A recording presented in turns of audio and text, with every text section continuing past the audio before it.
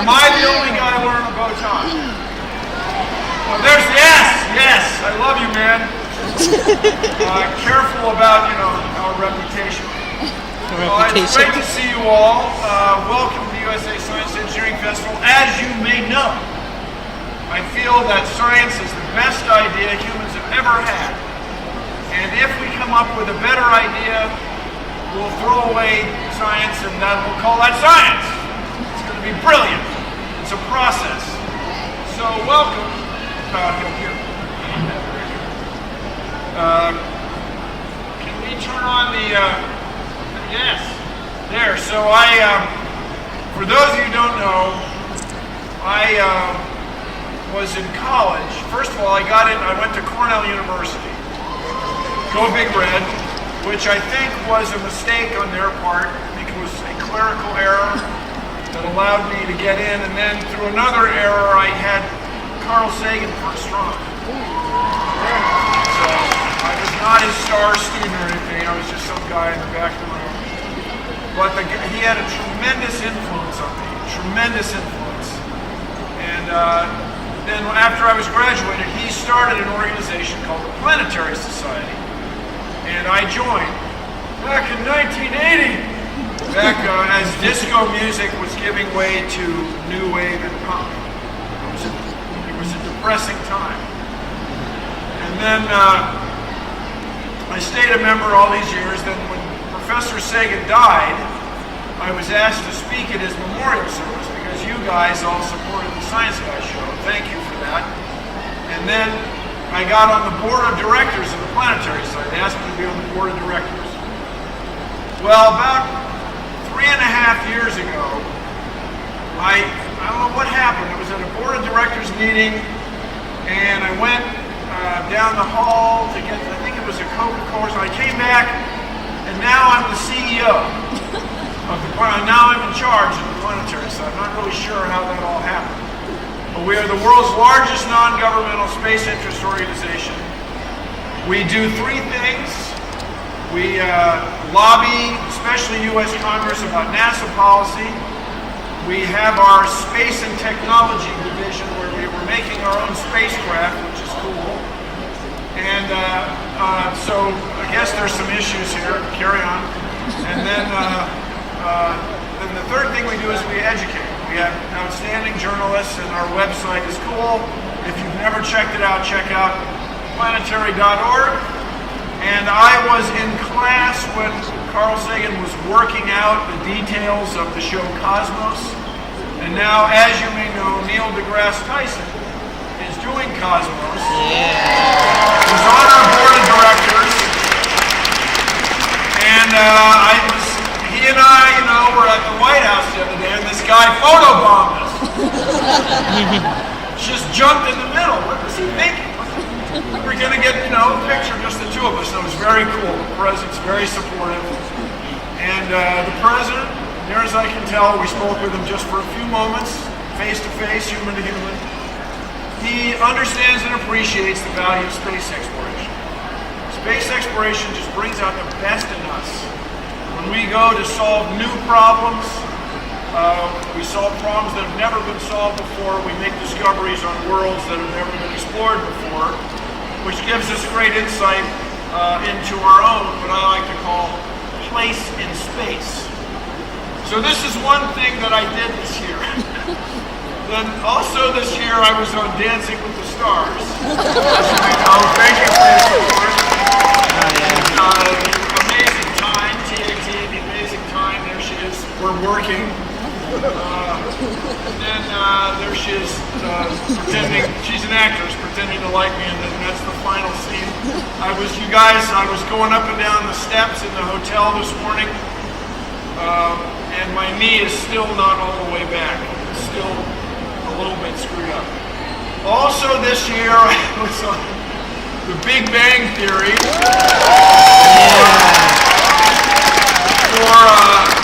For the kids, good morning, you guys, hi.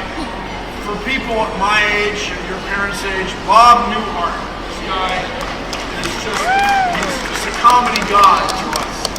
And so I was on camera with Bob Newhart. Bob Newhart is right here. Are there any professors in the audience? Any teachers? Okay, I just want you all to know. Okay, when you use the laser pointer and you shake it, it doesn't help. Nobody's getting any more out of it. But anyway, I was on camera trying to out-deadpan Bob Newhart. So it can't be done. It's let go. It's not happening. It was very cool. Then also recently, as you may know, I was in a debate. With a guy who, well, I mean, doesn't really believe in science. He just doesn't really, no matter what he says, he's not really, doesn't really accept it. And this wouldn't matter, except we got serious problems to solve. We have a lot of people living on what's proving to be a small planet, and we are changing the climate by accident. By the way, if you're scoring along with us, the same guy doesn't believe in climate change. He's denied it many times as part of, I guess, his political base. But it's it wouldn't matter. I mean, we have the First Amendment and so on, but you don't want these people running around who are in political power and influential holding the world back from this very serious problem. Now, talking about me, and as I said, you can hate me, you can think I'm an idiot, but the world's climate is still changing. To quote Dr. Tyson, science is true whether you believe in it or not. And so I want to point out that I just go way back with climate change and concern about climate change. My first kid's book was in 1993, where I had a piece about climate change. It's an old problem that we've all got to address. And for the young people in the front, we want you to learn science. I hope some of you become engineers so that you can, dare I say it, change the world. So it doesn't really matter what I think. Somebody in Tennessee hates me so much that they equate what the discoveries that I describe and showed audiences, they like to think that it's somehow my fault, but not really. So everybody, I grew up in the city of Washington. I grew up in Washington, D.C., Lafayette Elementary School. Anybody? Ellisfield? Yes?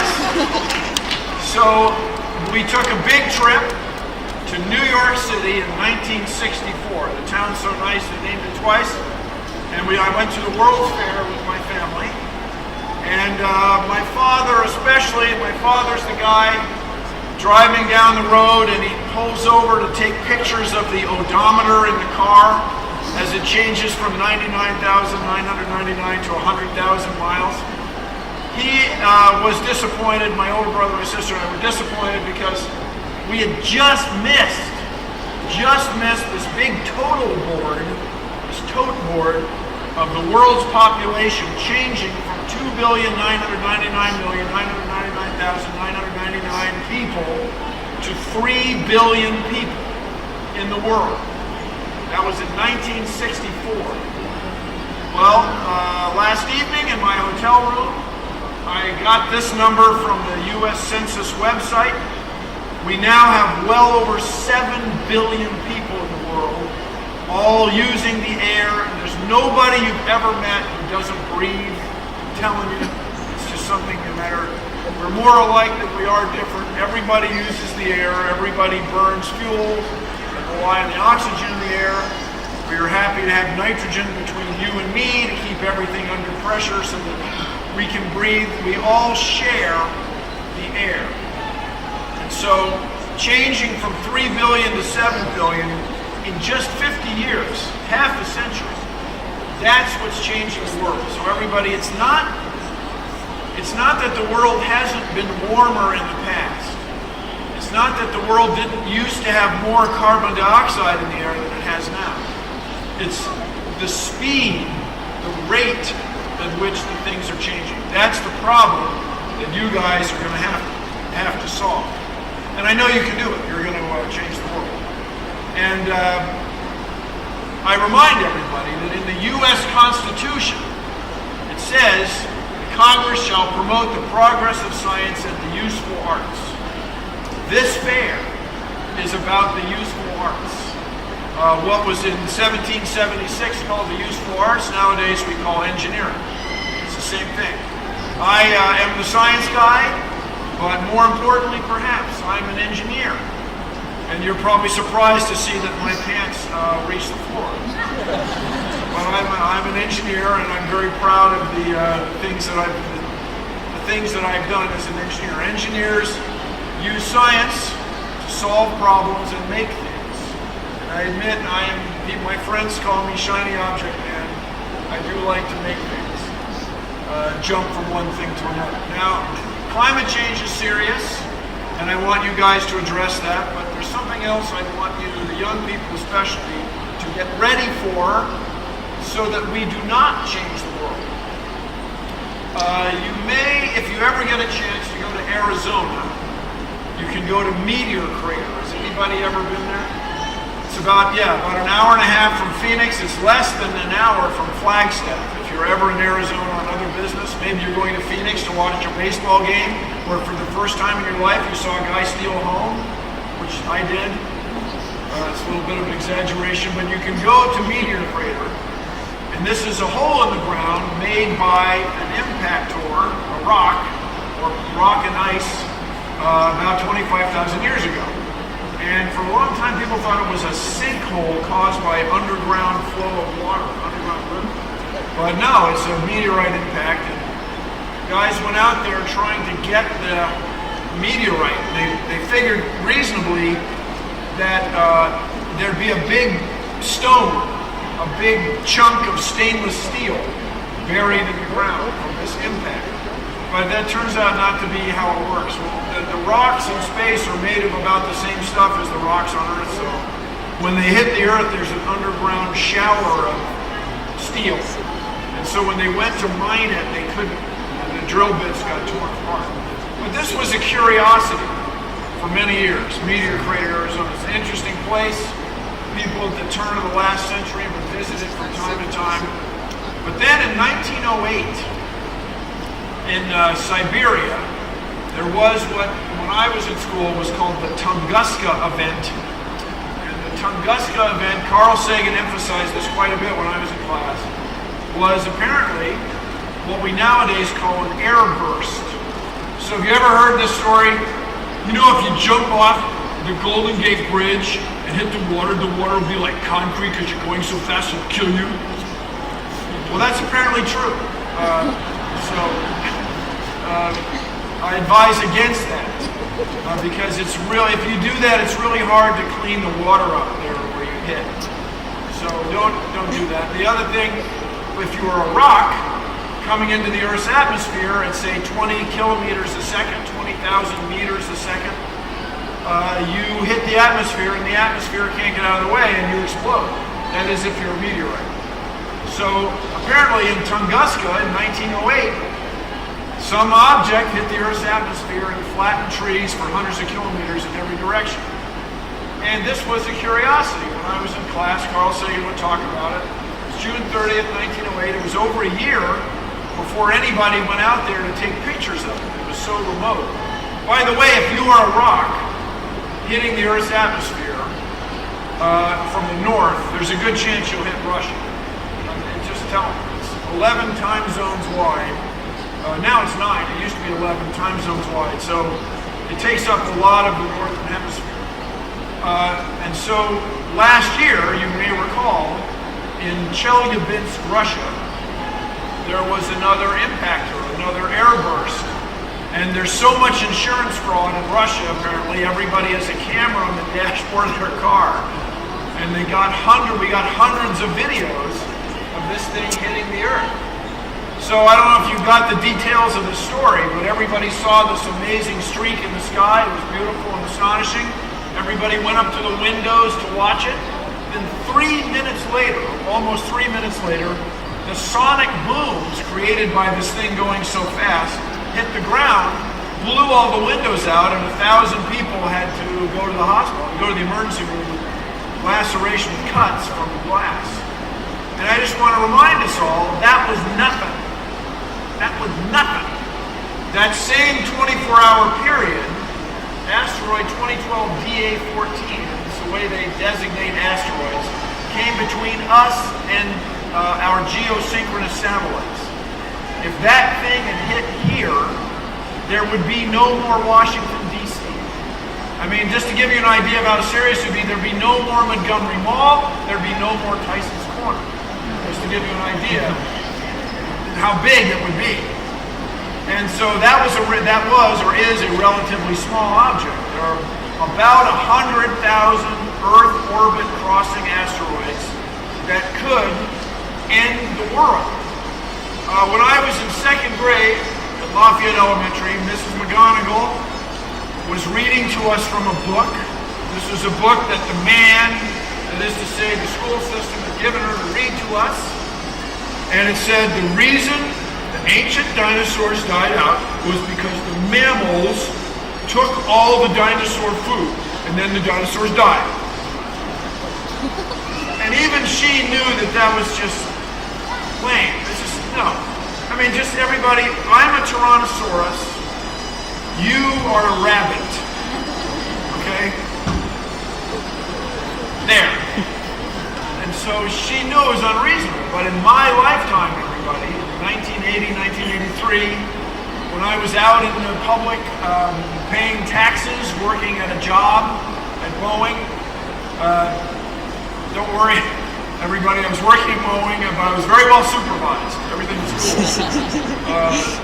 Anyway, people discovered this impactor, this crater off Chicxulub, Mexico, that's almost certainly the impact that killed most of the ancient dinosaurs.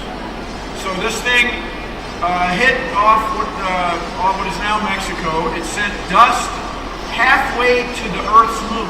Halfway to the moon. The cone of the ejected material was bigger in diameter than the Earth. So with gravity, the Earth was surrounded by red-hot rocks for a few days or weeks. And it set the world on fire. It set the world on fire. And only the animals that lived in, apparently, only the animals that lived in burrows, caves, stuff like that could make it through successfully. We do not want that to happen again. It's like on a Mac, on an iPad, I think it's called Control Wipe. On a PC, it's Control Alt Delete, where you format the whole drive. That's what it's like for civilization if one of these things hits the Earth. Close. So I want you guys to figure out a way to deflect an asteroid. So what we can do is go out there with a rock. Oh, by the way, you don't want to send Bruce Willis. Because, I mean, not that he's a fine guy. I mean, you just don't want to blow it up. If you were to put an explosive in the wrong place near it and cause it to explode, you might end up with a few pieces of the thing coming even faster, sort of by accident, which would be worse. You know, it's a four-dimensional problem. It's east and west, north and south, up and down, and it's time. We want the asteroid to cross the Earth's orbit when we are not there. And so you just have to give it just a little nudge. People have done a lot of calculations on this. Let's say an asteroid's going 20 kilometers a second. You just got to change its speed about 2 millimeters a second. Just a 10 millionth of its total momentum. So what we would do, you'd park your rocket there and turn on the rocket engine.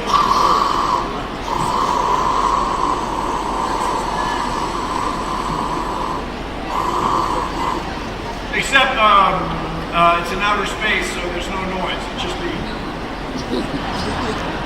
like that. And what we want is to give it what we call a change in velocity, or delta V. So in math, when you subtract things, you call it the difference. We ran out of English letters, so we used the Greek letter D, delta, to represent the difference. You want to give the velocity just a little difference. So this will probably not work. You guys want to try it. Probably won't work because you can't get enough fuel. You just can't get a big enough rocket on an asteroid to give it a nudge. So don't worry, we at the Planetary Society have been messing around with this. We want to build a swarm of laser bees. And these would be spacecraft that have solar panels that soak up electricity, drive lasers with which we will zap the surface of the asteroid. And then the ejected material, the ejecta, will have momentum, and that will nudge the asteroid. And we've done tests, especially at Strathclyde University in Scotland, where we have a professor who's very interested in this problem. And it works a little better than people thought. People thought that the ejected stuff would get in the laser beam and it wouldn't work very well, but it works a little better than we thought. So there'd be a swarm of these things, and if one of them stops working, you turn it off. If one of them's working a little better than you expect, you use that one more. The asteroid will be tumbling and rotating, so if there's a pocket where the lasers are ineffective, you just turn them off and let the asteroid keep rotating and turn them back on again. A piece of cake! No, it'd be an extraordinarily hard problem, but you guys are going to solve it, because you are going to change the world.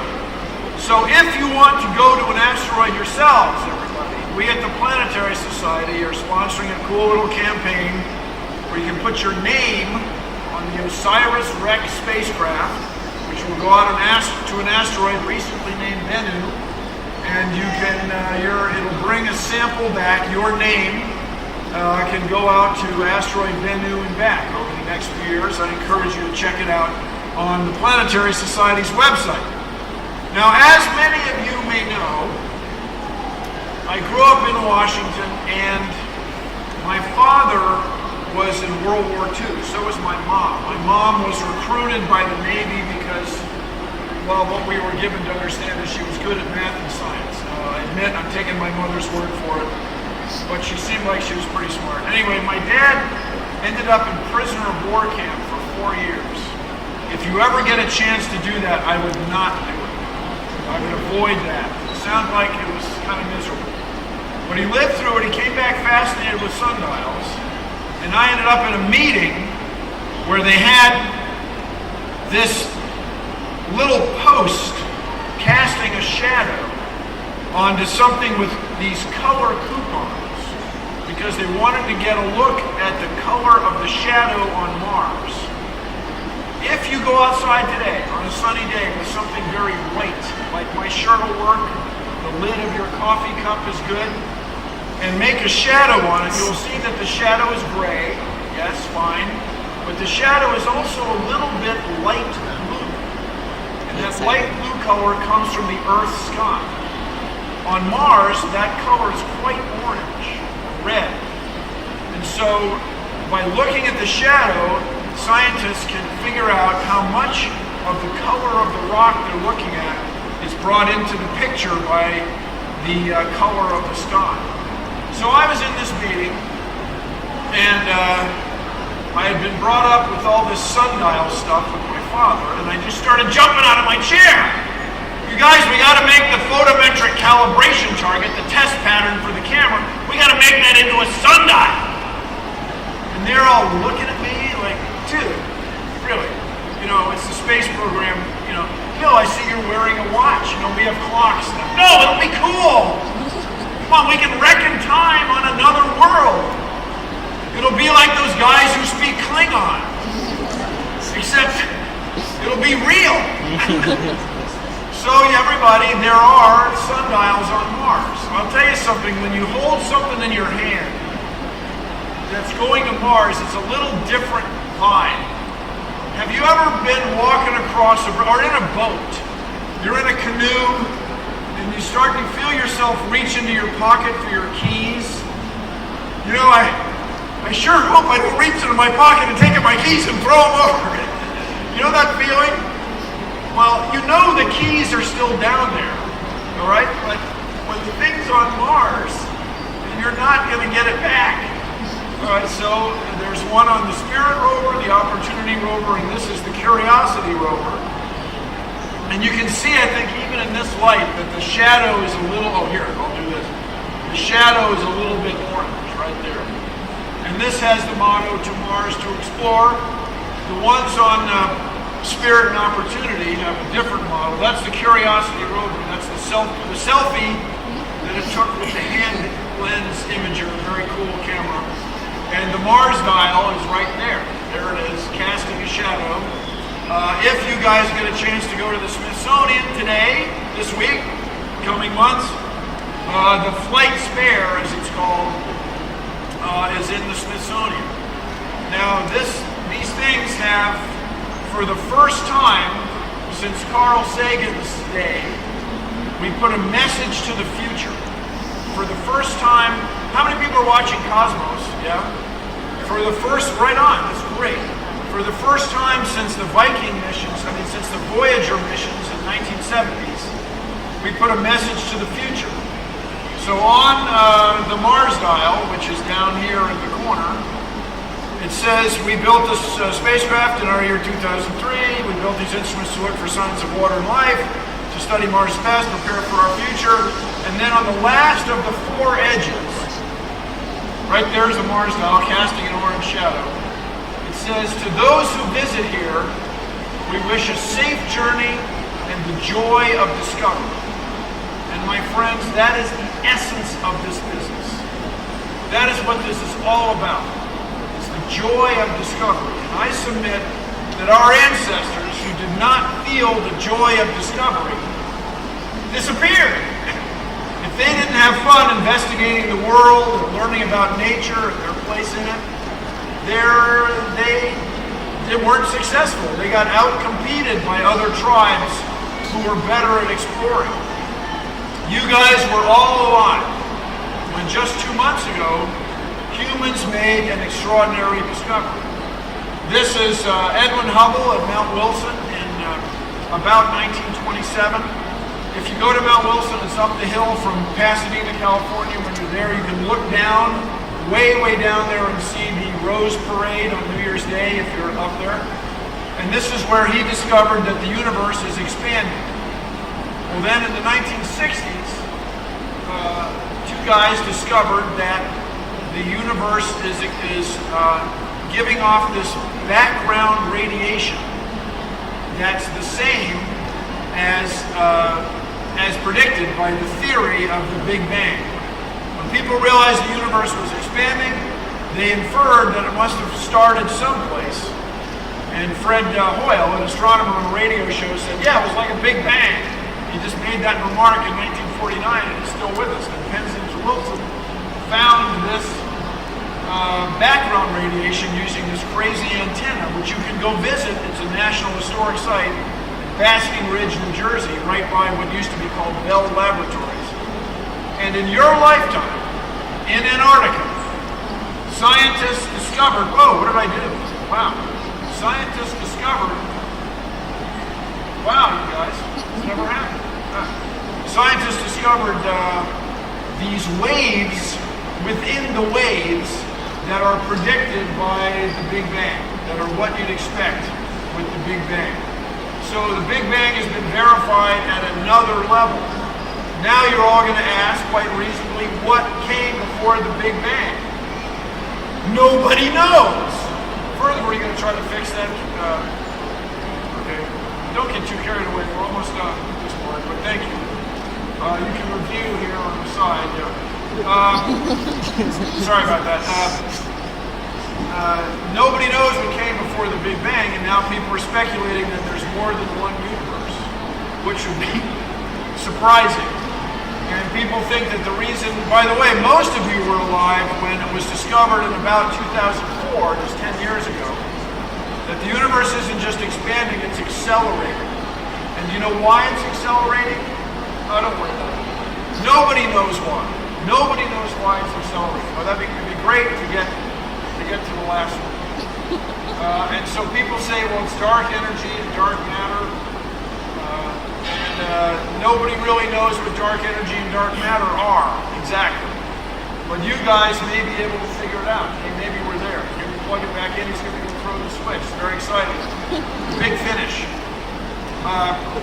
So it could be that in your lifetime, discoveries will be made about the nature of the universe, and we will come upon unlimited energy.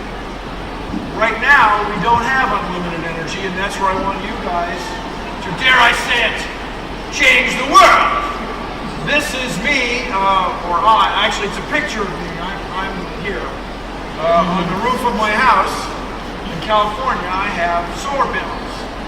I have about 4 kilowatts of electricity for free every day. This time of year, I'll get 28 kilowatt hours a day, which is more than enough to run my house. And then I build up a reserve with the Department of Water and Power, so in the winter I don't get charged for my electricity at all. It's $10 every 2 months. Nice. For service fee. Now these panels are about 10% efficient, 15% efficient. The panel on my watch, which is solar powered, is about 10% efficient. But what if it were 50% efficient, or 60% efficient, or 80% efficient? You could, dare I say it, change the world. Also in the foreground is my solar hot water system. I want one of you guys to go in the business of solar hot water. The sun hits this black box with a zigzag of tubes and the water gets hot for free.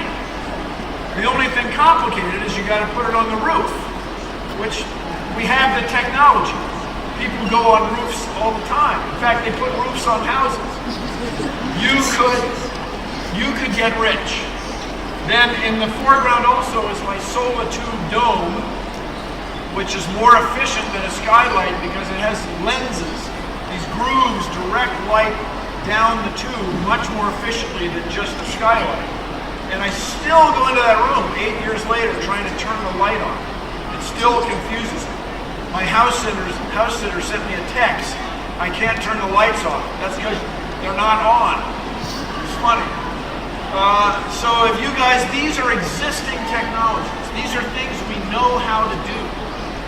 And I think if we invested in those, we could change the world. The problem that I want you to solve is storing electricity. We have enough wind power in the state of North Dakota to power North America, Canada, US, and Mexico 5 times over. If we could get the wind from there to where we could use the electricity. That is a very difficult problem. As you may know, I drove the General Motors Electric Vehicle 1. I drove the experimental electric Mini Cooper, which was a cool car. I drove the Chevy Bolt. I was a test driver, and then I drove the Leaf. I had the Leaf for 3 years. It's a Nissan Leaf, fabulous car. We know where all the cars are parked. The same way we know how many toilets are going to flush at halftime. So if we had it engineered properly, we could move the electricity from the power grid, the wind and solar systems, to the cars. And then when people drive the cars, well, we'll put the electricity somewhere else. But we still need to be able to store a huge amount of electricity. And so here's one idea for you all. The hot metal battery. The big problem with batteries, like on your iPad or your phone, is they get hot. They have internal resistance, just like the wires in your toaster. So when electricity flows through them, they get hot. And that's a real limit. But these are batteries that are made to be hot on purpose. It's a layer of liquid magnesium, which is a very lightweight metal. If anybody own any bicycle parts made with it, very lightweight. And then a layer of molten table salt, and then a layer of molten antimony or antimony. It's the metal next to tin on the periodic table. And you pump electricity into it, it gets hotter and hotter, but it's still storing electricity. Suppose we had these huge batteries underneath every great big building like this, at the end of every city block. We could pump electricity into there all day, in the morning, in the evening when the wind's blowing, and then during the day when the sun's shining, we pump electricity in there, and then at night, we take the electricity out. If you could figure out how to do this, you would not only change the world, but you would get rich. Like Bill Gates rich. Like head of IKEA guy rich. But we have one more problem to solve. We have to move the electricity around. And that's what we call the smart grid. That's where I want you guys to make the electric grid automatic. Whenever we need electricity, we go to where we need it. If you're taking more electricity than the grid can provide, it slows down and tells you to turn stuff off. And then we would transmit it around the world through power lines made of nanotubes, carbon nanotubes, which have almost no electricity. Right now we can only make them a few billionths of a meter long, but maybe you guys will figure out how to make them meters long and kilometers long. And if you can do that, you would change the world. This picture was submitted to the Library of Congress in November along with Carl Sagan's papers. And if you haven't seen it, it's a picture of Saturn's rings lit from below, but it's also a picture of the Earth. That's the Earth right there. Everybody you've ever met has lived right there. Everything you've ever eaten was grown right there. All the air you've ever breathed, right there. Some of the water that you've drunk may have come from outer space, but almost all of it is right there. And it's this big in this picture. There's nobody coming to save the Earth from us. It is our responsibility to figure out not just how to do less. You know, we had Earth Day the other day, last week. That was when I went to the first Earth Day. By the way, you guys, I rode my bicycle to the Washington Monument and walked it to a flagpole. Washington used to be a small town. There's none of that going on now. There's a bunch of people in uniform who asked you not to do that. But in Earth Day in 1970, everybody wanted you to do less. They wanted you to drive less, use less clean water, wear dirty clothes, and really, if you can, don't eat. Just don't even eat. Because humans are bad, they shouldn't be here. But that don't eat part turned to be really unpopular. So what we got to do is not do less. We have to find ways to do more with less. And if you can do that, my friends, you will change the world. So if you get a chance, I hope you'll visit the Planetary Society booth, which is right behind us, and learn more about what I like to call our place in space. Because when we explore space, we answer those two deep questions that are within all of us. Where did we come from, and are we alone? If you want to answer those questions, you've got to explore. So check us out. Meanwhile, let's do some science, people.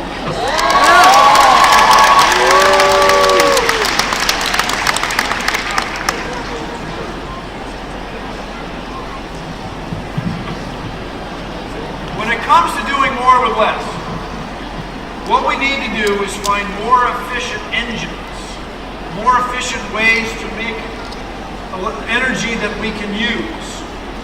This is a Stirling cycle engine. Your cars, those of you who drive diesel cars, you have a diesel cycle. These are all these guys, these scientists in the late 1700s, early 1800s, trying to find ways to convert heat from burning coal especially into some useful energy, generally making something spin. Mechanical work, we call it. So the Stirling cycle engine was patented by the Stirling brothers in 1807. Their last name is Stirling. And it always has, or generally has, two pistons. A big one, that's down here, and a little one, that's up there. So these engines are so efficient. How efficient are they? If we just use ice water as a source of coal, what makes a heat engine go is the difference in temperature between the hot place and the cold place. In your gas-powered car, in a diesel car, you have a diesel engine. Your gas-powered car has what's called the OTTO, German scientist. The cycle is named after you. Anybody drive a Prius? That's the Atkinson cycle.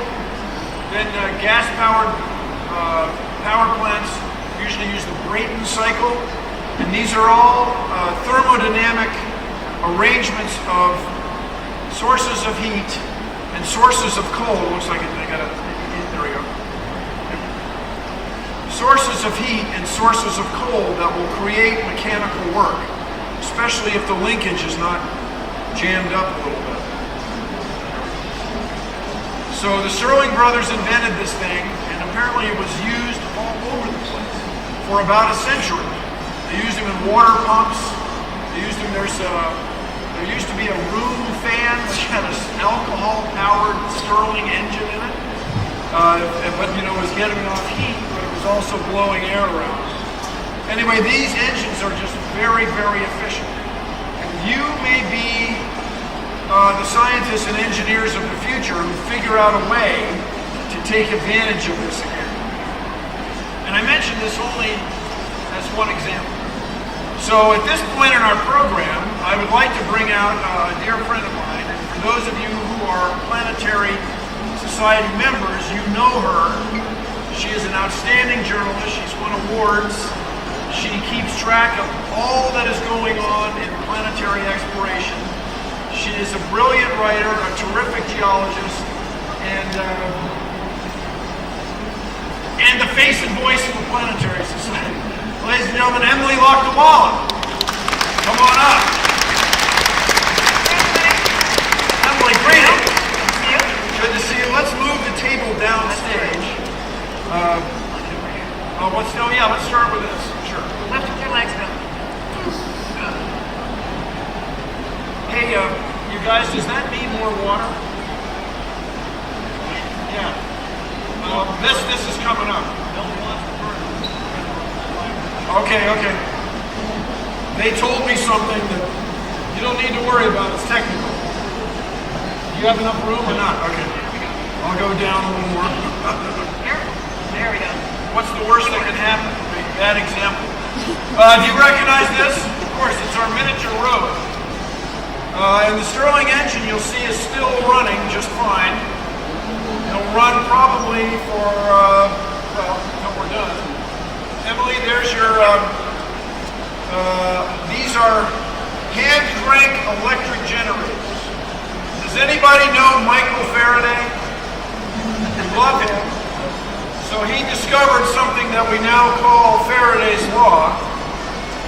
And when he did a demonstration, not exactly like this, but closely related. Oh. Hang on. When Emily turns the crank on her side,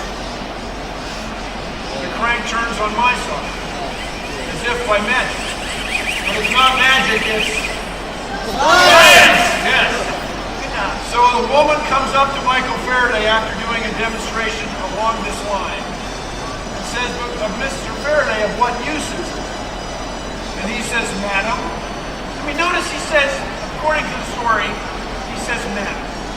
He doesn't say, what? Lady? What? He says, madam. Of what use is a newborn baby? Now, I don't know how much time you all have spent with newborn babies, but they're not very useful. They leak, they're loud, they're a lot of trouble. They make unreasonable demand. Emily has two of them. I had two of them. They're time travelers. I know we're on my speed. They're time travelers. They've gone into the future. Yeah. Thank goodness. Anyway, everything that you see in this room, everything, the clothes you're wearing, the food you ate, this plastic, this wood, everything would not be here without this discovery. Michael Faraday coined the term electromagnetism.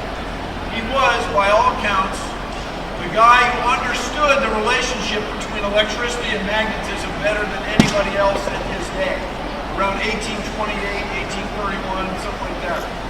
And so using this technology in which we convert mechanical work into electricity, we can also convert that into light.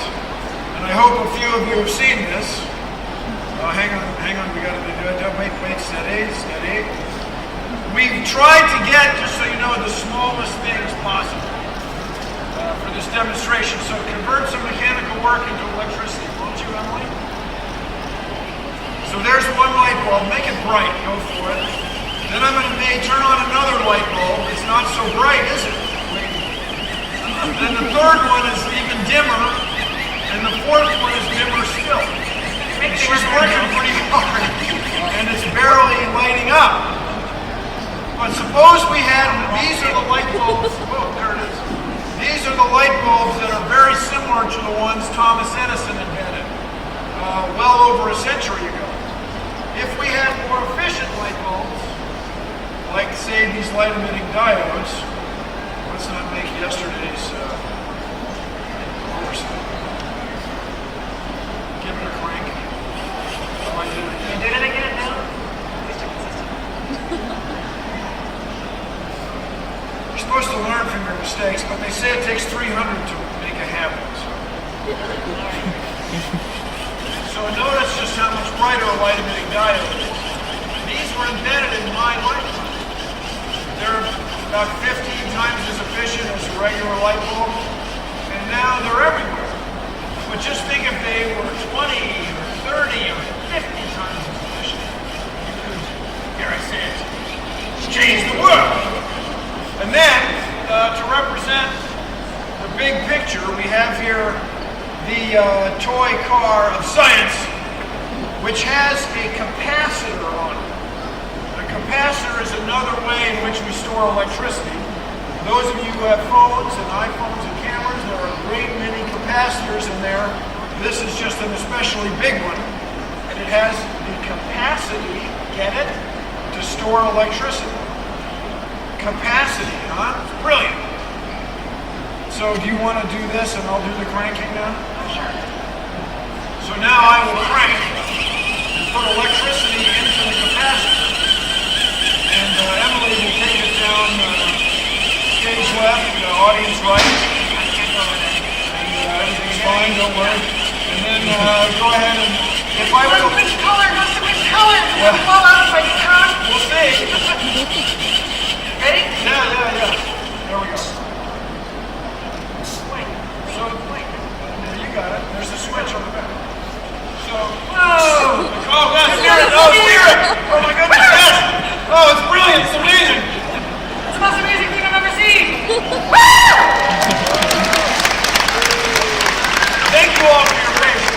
My point is, you can take mechanical work, store it in a battery in a car, or storage system in a car, and drive down the road.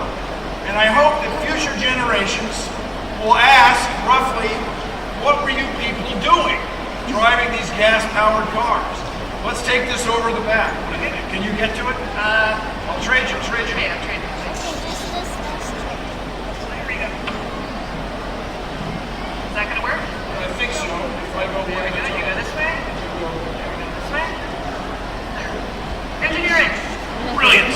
Careful. Yeah, not my style. There we go. Let's take this down. Stirling engine's still running. So let me ask you all, what's the source of heat for this Stirling engine? Ice doesn't make cars go. The source of heat is the heat in the room. So just think about the difference in temperature in your car between burning gasoline, which is 600 Celsius, 1,000 Fahrenheit, and the outside world, what's today, 50, 70 Fahrenheit. Compare that to the difference in temperature here. It's barely 70 degrees. I mean, barely 50 degrees Fahrenheit. Barely 30 degrees Celsius.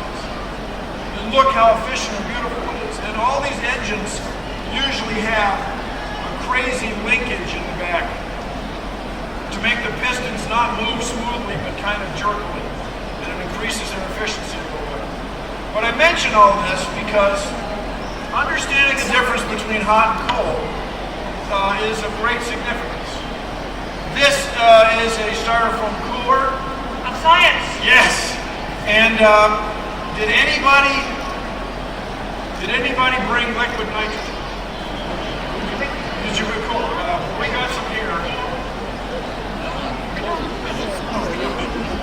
Did you guys refill it or something? Yeah, Wes. I have my hands backwards. Yeah, that's enough. So liquid nitrogen is a clear liquid. We keep it in a container called a dewar. That's Matt Kaplan, by the way, the radio guy from the Planetary Society. And we are going to cook some, roast some marshmallows. And then you may be familiar with objects like this and this. We'll get this one in there. This is a racquetball ball, which we'll put in the liquid nitrogen. Liquid nitrogen's minus 196 Celsius, minus 320 Fahrenheit, something like that. You may be familiar with the delicate roses, which have soft petals. They have petals as soft as rose petals. Well, when you put them in something extraordinarily cold, like liquid nitrogen, the cells, which have a lot of water in them, get quite rigid. And do you want to go first? I will. Yeah. And that's water vapor condensing, and then it just changes things. That's cool. It turns things that were soft into things that are quite rigid. That makes a huge mess, but you're Well, going to stop, right? sure. Yeah, and so also we can cook graham crackers, which I hope you've all enjoyed, named after a guy named Graham who believed that they were the key to health, and the name is still with us. The racquetball ball, which has been in here for some time, is now turned quite solid. Instead of bouncing, it's hard as a rock. Careful, kids, yes. Thank you for saving the monitors. Thank you for saving the monitors. Thank you. Now, you may know marshmallows as happy, soft, and squishy, but after they've been in the liquid nitrogen for a few minutes, that cold, for just a few minutes, they are nothing but fun to eat.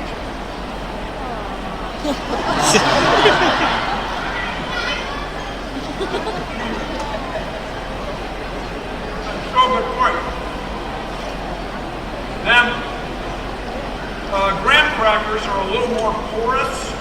They'll hold a little more liquid nitrogen itself. The fabulous thing about liquid nitrogen is it looks fabulously dangerous. And I think I've never ever had a problem. I think if you got it in your eye, it would be quite bad. But you can handle it if you move quickly. You can pick it up because it boils right off of your hand. And I prefer not to wear gloves because if you get it in the glove, then you're really stuck with it. Flame is dying. So we got to do it now. So one last thing, we'll each eat a graham cracker.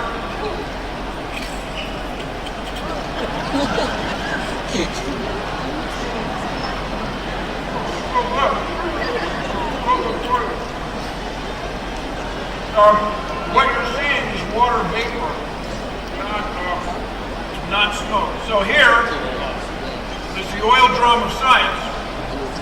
What we have done is boiled water in it during the last 40 minutes or so.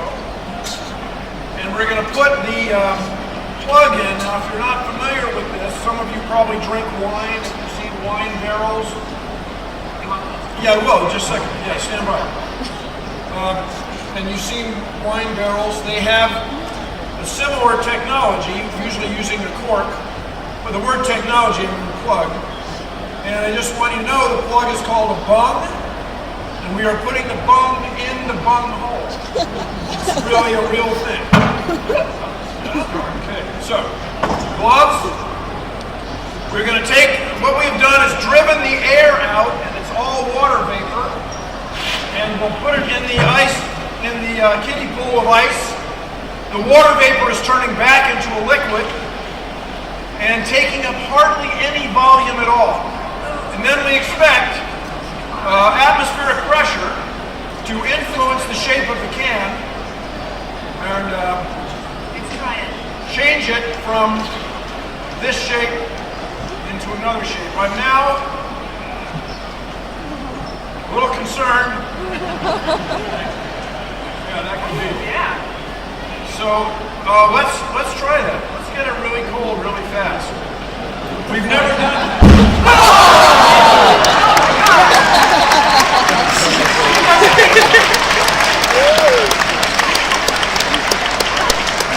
I gotta tell you, everybody, I have done this demonstration many times over the years, and I just never get tired of it. Is that just a beautiful thing? Now, by beautiful I mean striking. what made this crush was the atmospheric pressure of the Earth. And we all live in this pressure all the time and think nothing of it. And if you showed this to people who were not scientifically literate, who do not believe that water vapor is a gas, like the gas between you and me, like the nitrogen in the air that becomes a liquid and then boils when it hits the floor. If you didn't believe in that, you would think this is magic. But this is not magic, my friends. This is science! Thank you all very much. Check out the Planetary Society booth.